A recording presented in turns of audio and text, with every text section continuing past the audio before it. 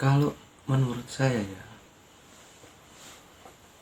perpindahan ibu kota itu bukan sesuatu hal yang penting untuk dilakukan saat ini, mengingat kondisi masyarakat masih belum pulih dari pandemi ya. Akan lebih baik jika kita lebih fokus terhadap pemulihan ekonomi, pemulihan kesehatan, kondisi masyarakat pasca pandemi ini sampai 3 atau 5 tahun ke depan, sampai keadaan benar-benar stabil. Dan kalau melihat prosesnya yang semacam dipaksakan, agak dipercepat, ini agak sedikit mencurigakan.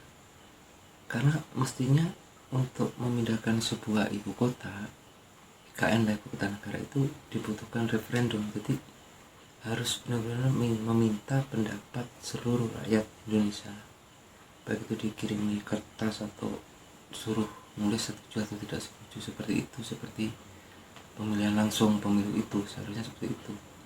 Tidak bisa diputuskan secara sepihak oleh para penguasa atau DPR. Ya ngerti sendiri kan DPR kondisinya bagaimana, tidak sepenuhnya mewakili aspirasi rakyat bawah, tidak semuanya mewakili. Sedangkan IKN ini sendiri menyangkut hajat hidup orang banyak ya. Jadi kalau tidak melalui referendum itu saya rasa tidak sah. Walaupun ketok palu itu tidak demokratis lah istilahnya, kurang demokratis. Dan saya kurang sepakat dengan sistem cara seperti ini. Apalagi banyak faktor ya di Indonesia ini, bukan sekedar manusianya. Apakah itu sudah izin dengan Nyi Roro Kidul semacam itu, kan ada Kanjeng Ratu yang di Laut Selatan yang harusnya ikut jajar apa juga. Ada penunggu Gunung Semeru, Gunung Merapi, apa sudah diajak rapat. Ada sesepuh, para empu, para resi, para guru-guru besar yang ada bersembunyi di mana-mana. Itulah yang menyangka pilar-pilar Indonesia sebenarnya itu. Jadi seperti ini ya, kalau memang benar alasannya apa ibu kota itu dipindah, apakah memang untuk keperluan seluruh rakyat Indonesia dan demi kemajuan seluruh rakyat Indonesia, atau hanya untuk kepentingan seperti itu. Maksudnya di sini ada kepentingan segelintir orang, entah itu penguasa atau para investor, kepentingan bisnis atau kepentingan apa, itu nanti akan kelihatan. Nanti kelihatan kok apakah ini benar-benar tulus untuk seluruh rakyat Indonesia atau tidak tulus, atau ini hanya mengikuti ambisi atau kepentingan saja, seperti itu. Misalnya begini ya, kalau kita mengejar istilahnya apa ya, Green City, konsep Green City dengan pembangunan ibu kota baru yang megah, yang lumayan menghabiskan banyak dana, tetapi kondisi masyarakatnya sedang miskin, mayoritas masih dalam kondisi kesusahan. Apa itu pas? Saya rasa itu tidak pas, nggak matching. Bukan beda server, tapi memang nggak match, nggak sesuai seperti itu. And I think it is not good. Wes ora bener. Contohnya kita mengejar kejayaan ya. Kita mengejar kejayaan, berharap, bermimpi bahwa tahun berapa Indonesia akan menjadi negara adikuasa. Lah ya omong kosong, 50% lebih penduduk kita itu masih dalam kondisi miskin atau rentan miskin menengah ke bawah. Bagaimana bisa kita berpikir tentang kejayaan dengan kondisi masyarakat yang banyak yang belum punya rumah, banyak yang untuk beli beras saja susah, banyak yang harus kerja malam hari siang hari hanya demi sesuap nasi. Seperti itu kondisi masyarakat realnya. Jadi untuk membangun sebuah ibu kota, apalagi dengan konsep Green City kayak energi terbarukan. Memang kenapa? Kalimantan itu sudah green, ngapain dibuat green city di situ? Lah ya kok alasan konyol kan. Kalau buat green city itu di Jakartanya, di Surabaya yang kota sudah baru dibangun green city. Sudah Kalimantan green dibuat green lagi. Kan konyol. Jadi tidak sesuai lah alasan-alasan itu. Namanya apalah itu, menurut saya itu mungkin hanya sebuah kepentingan ya. Dan di situ ya nanti beginilah, kalau memang ini tulus untuk kepentingan masyarakat, insya Allah ini akan bisa berjalan dengan baik ke depannya. Tetapi kalau ini hanya akal-akalan atau hanya mengutamakan kepentingan penguasa atau para investor atau kepentingan bisnis, saya jamin pasti hancur. Tidak akan lama, pasti hancur dan tidak akan berhasil. Dan secara garis besar pun pemindahan ibu kota tidak akan terlalu berdampak terhadap kehidupan masyarakat luas. Hanya sebagian orang saja yang berdampak di situ. Karena konsepnya sendiri pun salah. Kalau memang pengen membuat ibu kota, apalagi dengan nama Nusantara, konsepnya bukan green city, konsepnya bukan seperti itu. Kalau ikut negara maju sana, ikut sini, investor ini yang menguntungkan, digitalisasi, teknologi, itu kan menguntungkan investor-investor saja ya.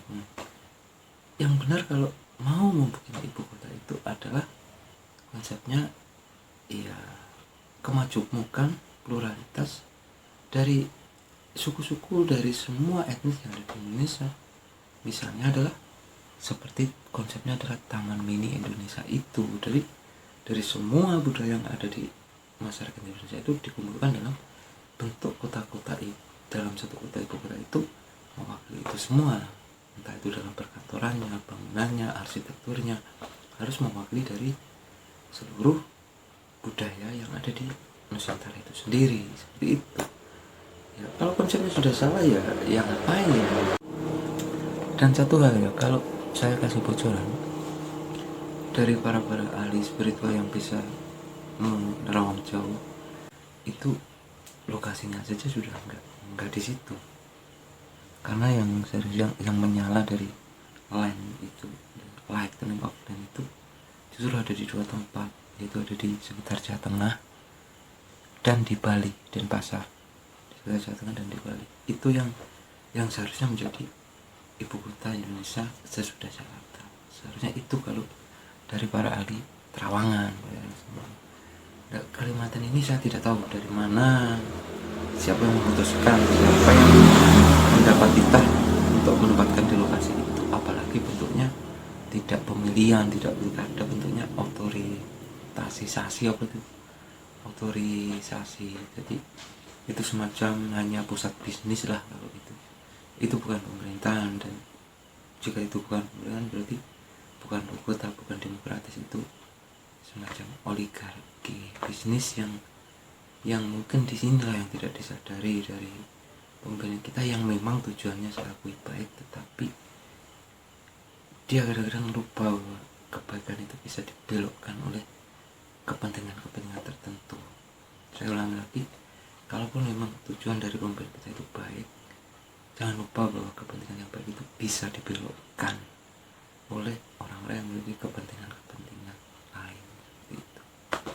Jadi kalau saya diminta pendapat setuju atau tidak, ya saya pilih diam. Ya saya tidak dimintai, soalnya saya tidak diajak rembuk bersama, tidak diundang, dan tidak dikasih surat referendum untuk menulis saya setuju atau tidak. Jadi ya saya nggak menjawab. Jadi saya ya tidak menjawab, pilih tidak memberikan komentar. Untuk saya komentar ini tentang pemindahannya saja. Itu kok agak janggal, kok terlalu cepat, terlalu kursu ada apa gitu. Misterinya ada apa ya, pertanyaannya itu. Kenapa sekarang, karena kondisi yang lebih utama itu adalah masih banyak masyarakat yang tidak punya rumah, jadi gelandangan, masih banyak yang cari makan susah, dan itu lebih 50% loh, itu besar itu jumlahnya. Dan jadi utang Indonesia sendiri ada 7.000 triliun itu. Terus kita mengejar membangun ibu kota dengan mewah, Green City, City Green Forest, energi terbarukan dengan kemegahan digitalisasi teknologi. Lah kondisi masyarakatnya lo banyak yang miskin, banyak. Apa ndak malu itu? Ya kejayaan tapi ya lihat keadaan lah, lihat kondisi.